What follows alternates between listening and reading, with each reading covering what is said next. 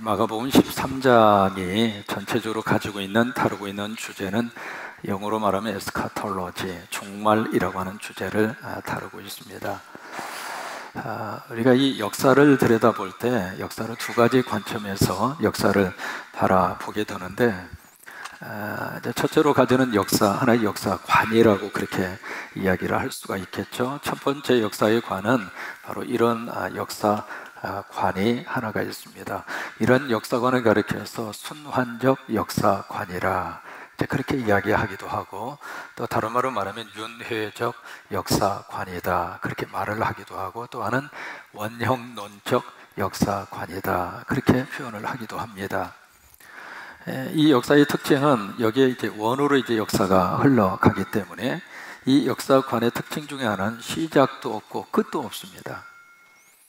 여러분, 이 서클이라고 하는 것은 어디에서 시작을 하고 어디에서 끝을 냈는지를 전혀 몰라요. 또 하나, 이 역사가 가지고 있는 특징은 어떤 목적이 없습니다. 또 하나, 이 역사관의 특징은 방향도 없습니다. 그러니까 말 그대로 이 순환적인 역사관의 특징은 그냥 계속해서 돌고 도는 거예요. 우리가 이렇게 한번 비유를 해볼까요? 아침이 됐습니다. 그리고 그 다음에 저녁이 됩니다. 그리고 또 아침이 됩니다. 그리고 또 저녁이 됩니다. 그리고 또 아침이 됩니다. 그리고 또 저녁이 됩니다. 말 그대로 돌고 돈다고 하는 거예요.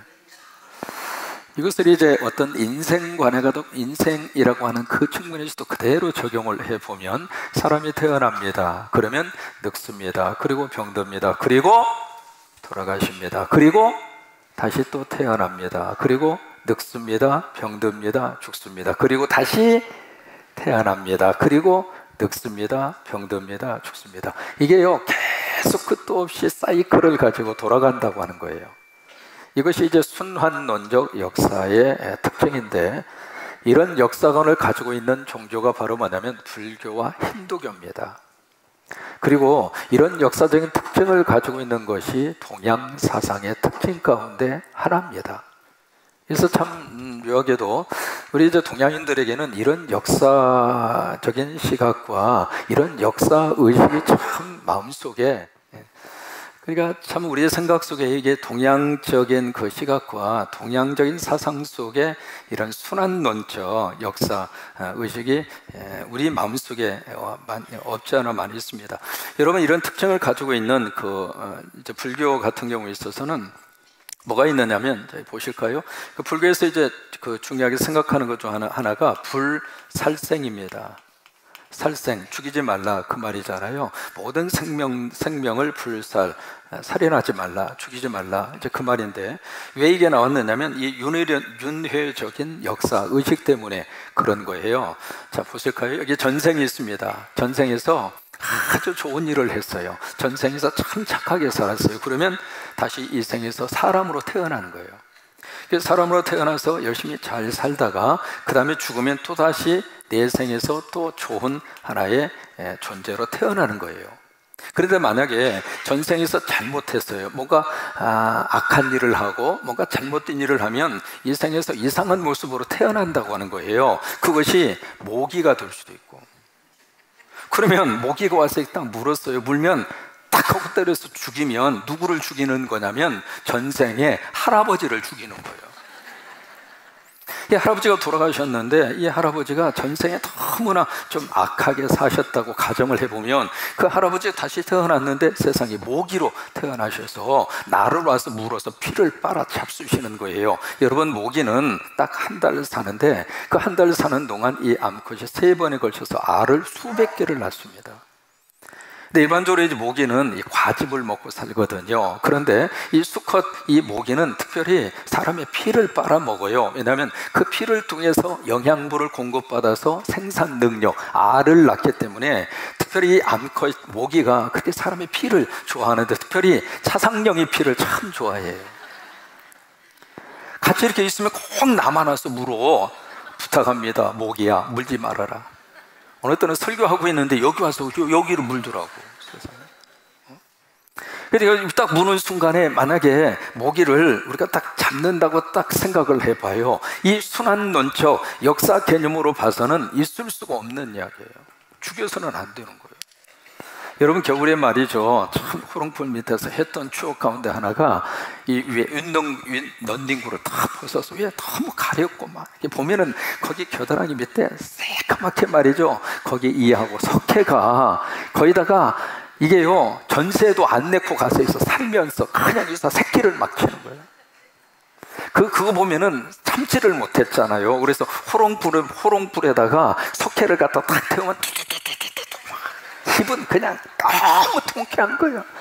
네가 나를 괴롭혔지 너도 한번 괴롭힘을 당해봐. 그래서 호롱불에다 두고 한번 딱 하면 무슨 대포알 터지는 것처럼 그러면서 이제 기분이 통쾌하고 좋았는데 또 이를 발견하면 이가 얼마나 뜯어먹었는지 그냥 배가 통통한 거예요. 이를 발견하면 어떻게 했어요? 그냥 손톱으로 잡아 죽이는 거예요. 그냥 피가 톡 튀겨나오도록. 근데 만약에 이 사상으로 돌아간다면 여러분 그런 식으로 모기를 죽이거나 이를 잡아서 죽이면 안 돼요. 그 모기가 딱 붙어 있으면 모기님 웬만하면 가주세요. 정 물러가지 않으면 웬만하실 때 물러가 주셨으면 좋겠어요. 그렇게 말로 해야지 갖다가 두들을 패서 죽이면 안 된다 그 말이에요. 또 이도 마찬가지거든요. 그래서 이를 잡아서 밖에다가 탁 놓고 안녕히 가세요. 그리고 부탁합니다. 내 몸에 더 이상 오지 말아 주세요. 왜 그럴까? 이 역사 사상 때문에 그렇습니다. 근데 보세요. 또 하나의 역사관이 있습니다. 무슨 역사관이냐면 직선적인 역사관이 하나가 있어요. 자, 보실까요? 이 직선적인 역사관은 시작이 있습니다. 시작이 있으면 시작으로 해서 출발을 해서 어느 지점을 향하여 가는가? 끝 지점을 향하여 달려갑니다. 이 시작을 가리켜서 우리는 알파 포인트라 또는 스타팅 포인트라 그런 이야기를 하는 거예요. 출발선이 있었다 그 말이에요. 알파가 있었다 그 말이에요. 근데 그것으로 끝나지 않고 또 하나 여기에 엔딩 포인트, 종착역이 있고 또 하나 마지막 오메가 포인트가 있다고 하는 거예요. 그래서 이 직선적인 역사관의 특징은 방향이 있습니다. 그리고 이 역사의 특징은 목적이 있습니다. 지금 어느 방향과 목적이 있는가, 뭔가 정해놓은 목적과 방향을 향하여 이 역사가 흘러가고 있는 거예요. 그런데 이 역사의 특징은 이 순환적인 역사론에 있어서는 이거는요 과거도 없고 현재도 없고 미래도 없어요. 그냥 과거가 현재고 현재가 미래고 미래가 과거고 과거가 현재고 그냥 계속 그냥 도는 거예요. 그러나 이 직선적인 역사관의 특징이 있습니다. 이 역사관의 특징은요 한 번 지나가면 더 이상 그 과거로 돌아갈 수가 없습니다. 그것이 직선적인 역사관의 특징이에요. 더 이상 과거로 물러갈 수가 없어요. 여기서는 과거로 다시 한번 갈 수가 있죠. 이 몇억 검년이라고 하는 많은 시간의 흐름 속에서 그 언젠가 그 과거로 다시 한번 돌아간다. 이것이 순환의 역사의 관점이라면 직선적인 역사관은 안 그래요. 한번 지나가면 끝나는 거예요. 더 이상 과거가 올 수도 없고 돌아갈 수도 없고. 이게 직선적인 역사관의 특징입니다. 바로 이것이 우리가 알고 있는 기독교 역사관이고 이것이 성경이 가르쳐주고 있는 역사의 시각입니다. 성경은 철저하게 이 역사적인 관점을 가지고 있습니다. 그래서 이 기독교는 두 개의 큰 하나의 믿음의 축을 가지고 있는데 바로 이 시작을 가리켜서 뭐라고 이야기하는가? 창조신앙이라고 부릅니다. 한번 해보실까요? 창조신앙. 그리고 이 끝에 이 부분을 가리켜서 무슨 신앙이냐고 하냐면 종말신앙이라고 그래요. 종말신앙. 이것이 기독교가 가지고 있는 아주 중요한 두 가지 신앙의 중심축이에요. 그러니까 이 창조신앙을 통해서 우리는 누구를 믿는가? 하나님을 믿는 거예요. 그래서 창세기 1장 1절에 보시면 태초에 누가 하나님이 천지를 어떻게 해요? In the beginning, God created heaven and earth. 그러니까 처음에 이 모든 것을 만드신 분이 누구예요? 하나님이라 그 말이에요.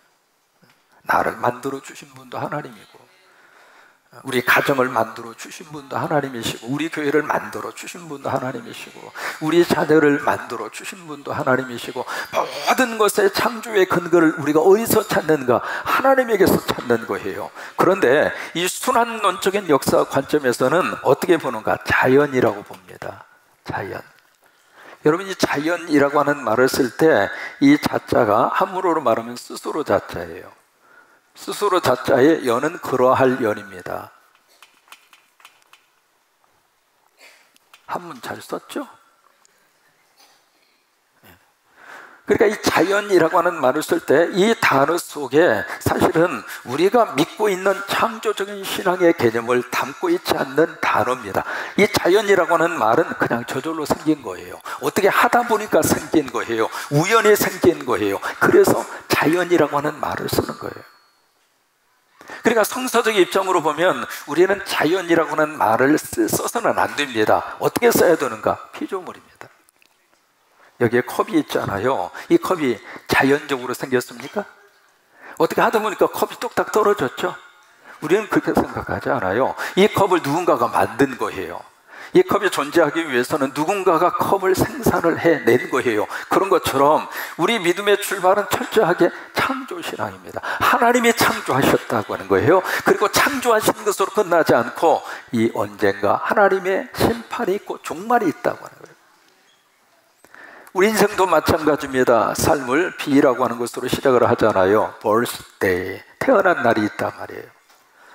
태어나서 계속 영원히 사는가? 안 그래요. 우리는 어디를 향하여 가고 있는가? death day, 죽음의 날을 향하여 가고 있어요. 우리가 젊어진다 그렇게 표현하잖아요. 그건 표현일 뿐이에요. 죽음의 종착역을 향하여 한 발 앞서 다가온 거예요. 근데 이것이 우리 인간뿐만 아니라 모든 자연도 마찬가지고 역사도 마찬가지고 이 역사의 모든 것을 누가 지금 섭리하고 있는가? 하나님이 섭리하고 있다. 이것이 창조신앙입니다. 역사를 사람이 쓰고 있는 것이 아니라 여러분 우리나라의 역사도 하나님이 지금 쓰고 있다고 믿어요.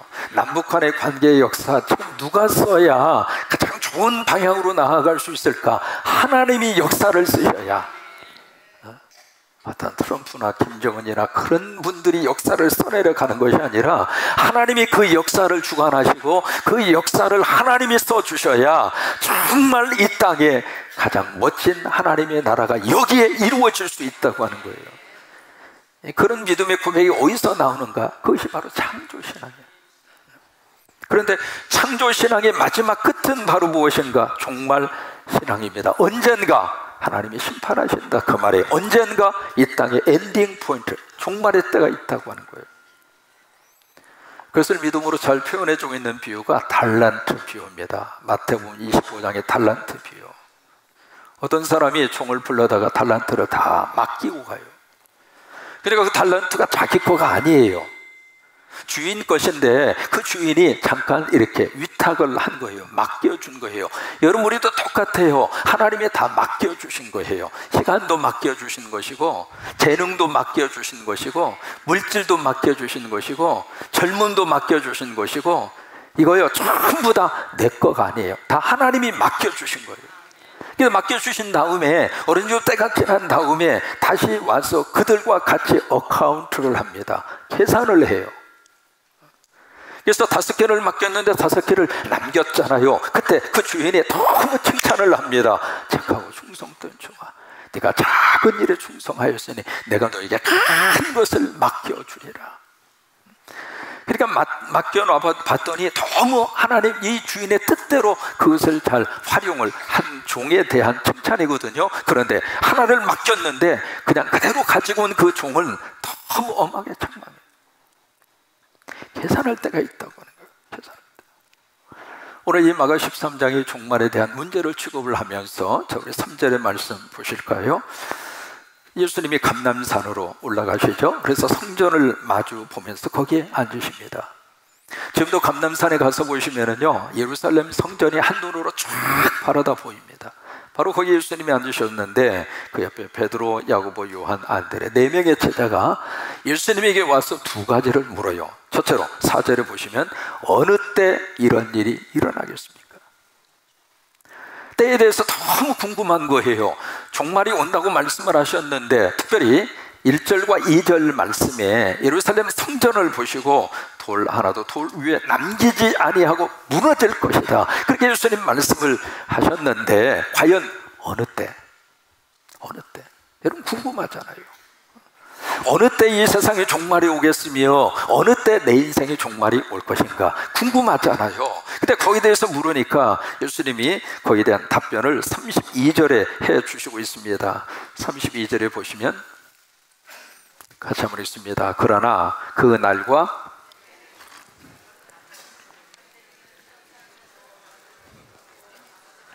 거기 보시면 그날과 그때는 아무도 모르나니 천사도 아들도 모르고 누구만 알아요? 아버지만 알아요. 여러분 주변에서 말이죠, 무슨 종말에 대한 이야기를 하고 무슨 예수님의 재림을 이야기하면서 날짜를 이야기하고 시간을 이야기하는 사람이 있다면 모두가 다 잘못된 사람이에요. 여러분 절대로 거기에 넘어가지 마세요.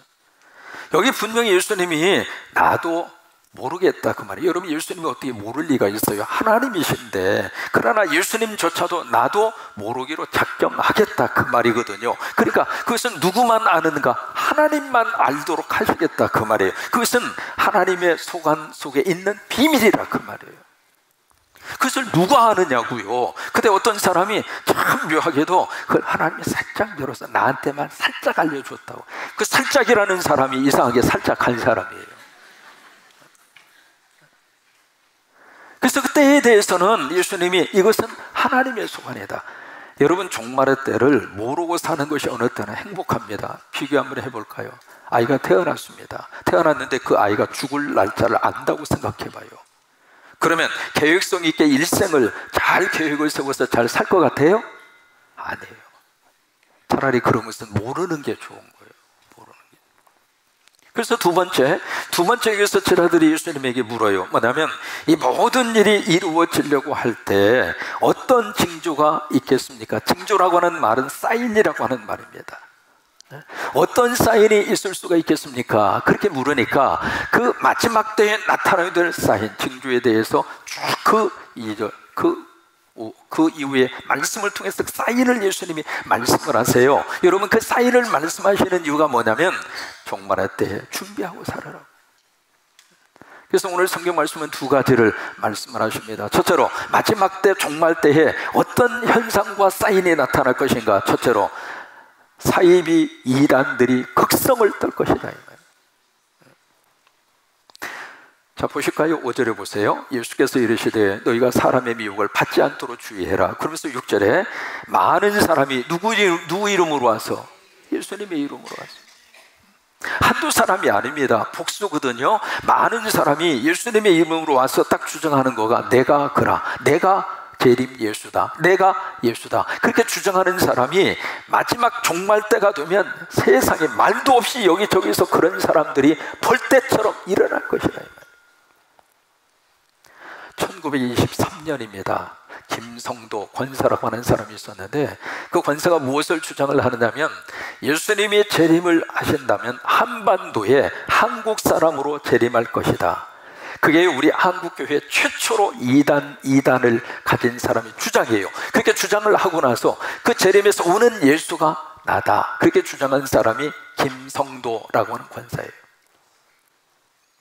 그 사람을 출발로 해서 말이죠. 지금 내가 재림 예수다, 내가 하나님의 아들이다. 그렇게 주장하는 사람이 이제는 놀라세요. 몇 명이냐면 50명입니다. 50명이나 되는데 어떤 예수는 지금 군대가 있어요. 세상에 한국에 내가 재림 예수라고 주장하는 사람이 그렇게 많은 거예요. 또 그것으로 끝나지 않고 내가 하나님이다 그렇게 주장하는 사람이 20명이나 돼요. 한국은 무슨 놈이 예수도 많고 하나님도 많아. 또 어떤 사람은 내가 성령님이다 그렇게 주장하는 무슨 이단, 거기에 이 누구 교조. 그 양반은 지금 자기가 성령님이라고 하는 거예요. 이런 현상들이 왜 일어나고 있는가? 이게요 전부 다 마지막 때에 예수님이 말씀하신 말씀대로 세상에 내가 예수라고 주장하는 사람이 그렇게 많이 주변에서 일어나고 있는 거예요. 여러분 어떤 일이 있어도 그 미혹의 영이 넘어가지 않게 되기를 축복합니다. 이게 악한 영과 마귀와 사탄의 영에 딱 사로잡혀가지고 이게 자기가 하나님이고 자기가 예수님이고 자기가 성령님이고. 정신병원에서 있었던 일입니다. 어느 한 정신병 환자가 막 떠드는 거예요. 뭐냐면 내가 하나님의 아들이다 그러면서 막 하루 종일 떠드는 거예요. 만나는 사람마다 내가 하나님의 아들이라고 그러면서 막 떠들고 다니니까 그 옆에 있는 환자 한 사람이 하는 말이 나는 저런 아들 둔 적이 없다고.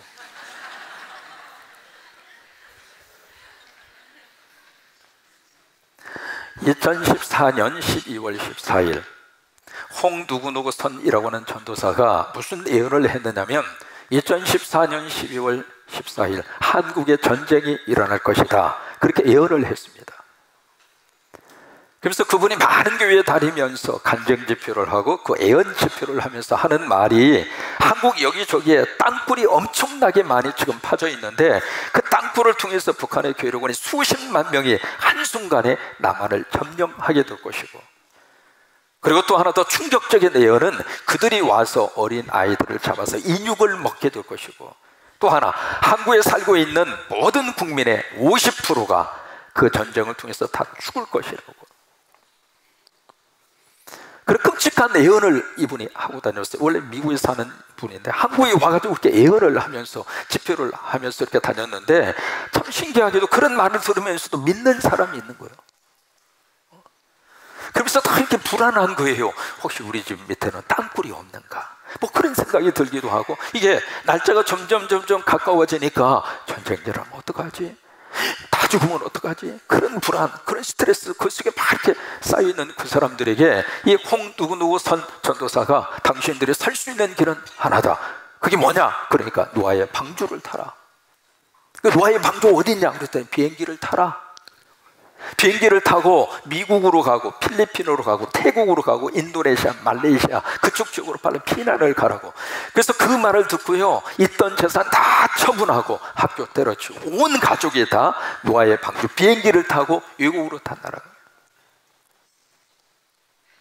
근데 2014년 12월 14일 전쟁이 일어났어요? 안 일어났죠. 그래서 이게요 2015년 2월입니다. 그 사건이 있은 지 4개월 후에 SBS에서 그것이 알고 싶다라고 하는 특집을 방송하면서 그 문제를 다룬 거예요. 그 문제를 다루면서 추적을 해보니까 홍 누구라고 하는 전도사가 완전히 엉망진창이에요. 세상이 그런 완전히 사기꾼이야. 그 거기에 넘어간 사람들이 지금 해외로 다 나갔잖아요. 살기 위해서. 그 사람들이 궁금해서 그 방송에서 추적을 해보니까 벌써 그 예언이 틀려먹은 지가 4개월이 지났음에도 불구하고 그 사람들이 뭐라고 이야기하느냐면 전쟁은 일어났다는 거예요. 와, 세상이 그렇게까지 사람이 한번 미국의 영이 사로잡히잖아요.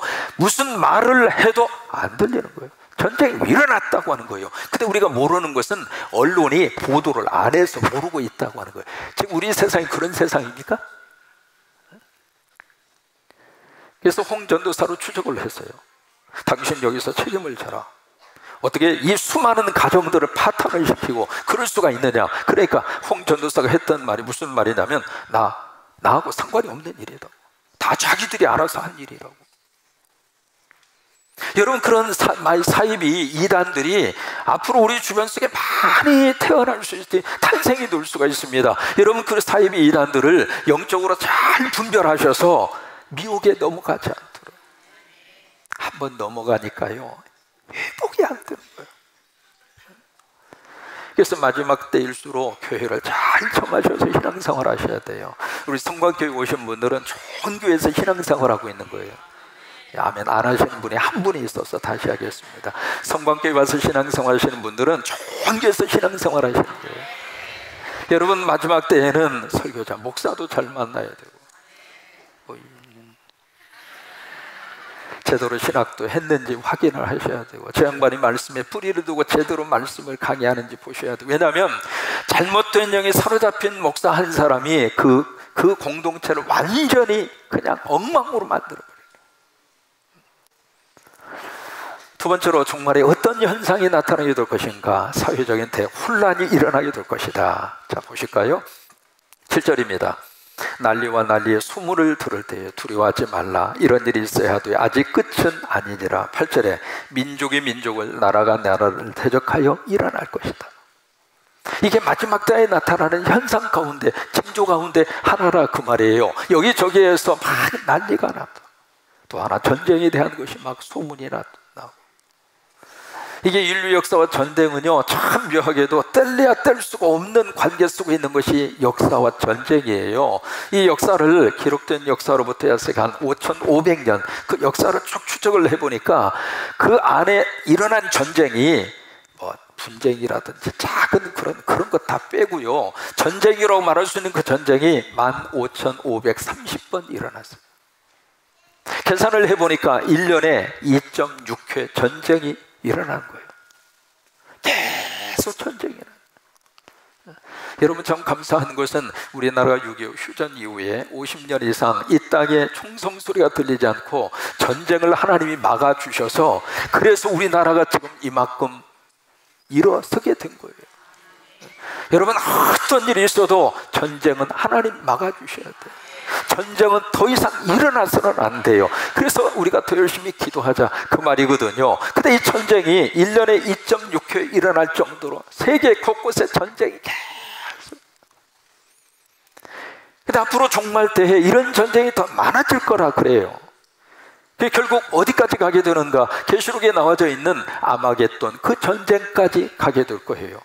어떤 사람은 그 아마겟돈, 그 말 들으면서 아마도 갯돈이겠지? 뭐 그렇게 생각하는데, 그런 갯돈이 아닙니다. 최후의 전쟁이 아마겟돈 전쟁. 결국 역사는 무엇을 향하여 가고 있는가 보실까요? 여기에 시작이 있었던 것처럼 이 역사가 종말을 향하여 가는 거예요. 개인도 마찬가지고, 그리고 역사도 마찬가지고, 우리가 그것을 기억하고 살아야 오늘 내가 지금 하나님 은혜 안에서, 말씀 안에서 바르게 그리고 의미 있게 살아갈 수 있는 마음이 거기서 생긴다고 말이에요. 여러분, 부부지간에도 언제 한순간 한 사람이 간다고 생각해봐요. 내 아내가 어느 날 내 곁을 떠난다, 그 생각을 하면 그 아내가 그냥 마음 아프도록 내버려 두겠어요? 아내가 뭐 사달라고 하는데 안 사주겠어요? 떠난다는데 그냥 뭘 원해요? 원하는 대로 다 해주고, 다 해줄 거 아니겠어요? 지금 내가 함께 살고 있는 이 남편이 언젠가 종말을 맞이해서 세상을 떠난다고 생각해봐요. 그 남편과 아내가 날마다 그냥 전쟁통에서 살겠어요? 안 그러잖아요. 그러니까 우리가 이 종말의식을 가지고 하루하루를 살면 하루하루의 그 삶을 더 의미 있게 살아갈 수 있어요. 이어령 교수님 아시잖아요. 최근에 암에 걸려서 투병생활을 하시더라고요. 그때 그 교수님이 그 이야기해요. 뭐냐면 젊은이는 늙고 늙은이는 죽는다. 근데 문제는 사람들이 그것을 모르고 살고 있더라. 이 젊은이는 자기가 안 늙을 줄로 알아. 평생 자기 젊은 그대로 있을 줄로 착각하고 살아요. 여러분, 저도 젊었을 때 머리가 휘날렸어. 머리가 하도 많아서 여기만 핑클파마했어. 여러분, 젊은이는 늙어요. 세월의 흐름 속에서 누가 그걸 거역할 수 있겠어요? 또 하나, 연세 드셨으면 언제까 이 세상을 떠나요. 그걸 알고 사는 것이 지혜라고 하는 거예요. 그것을 기억하고 오늘을 예수 믿고 믿음 안에서 오늘 감사하고, 내가 움직일 수 있는 것이 감사하고, 내 식구 있는 것이 감사하고, 예배 드릴 수 있는 예배당이 있는 것이 감사하고, 여러분, 그 모든 것을 오늘 하루 너무 하나님 앞에서 오늘 주의 은혜로 살게 하셔서 감사합니다. 그리고 내일 종말이 온다 하더라도 아멘 하고 천국 가면 될 거 아니에요. 그게 종말을 우리가 생각하면서 사는 믿음의 사람들이 가져야 될 마음의 자세예요.